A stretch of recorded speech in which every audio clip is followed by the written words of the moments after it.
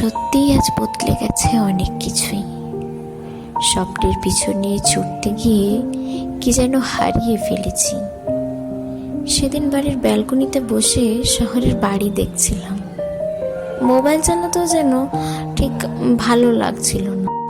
হঠাৎ করে ওই একাকী দাঁড়িয়ে থাকা বটগাছ থেকে কোকিলের আওয়াজ আমায় নিয়ে চলে গেল আমার গ্রামের এক বসন্তের দিনে।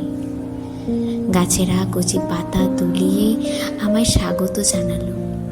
বসন্তের মিঠা বাতাস তার মিষ্টি চুম্বন দিয়ে জিজ্ঞাসা করে, তুমি এসেছো? থাকবে আমার সাথে? মিথ্যে হলেও বললাম হ্যাঁ। গাছের ফাঁক দিয়ে সূর্যের আলো পড়ছে। পাশের পলাশের গাছটায় থাকা ভ্রমরটার গায়ে আমায় দেখে ছুটে আসে আমায় মধু খাওয়াবে বলে। পুরো বন যেন সবুজ পূর্ণিমায় ঢেকে গেছে।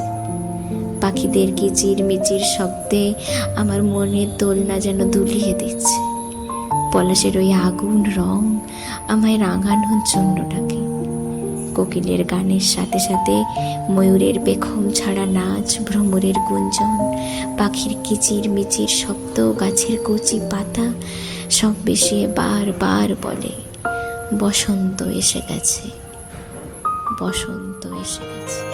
বাতাসে বহিছে প্রেম, নয়নে লাগিল নেশা, কারা যে ডাকিল পিছে, বসন্ত এসে গেছে।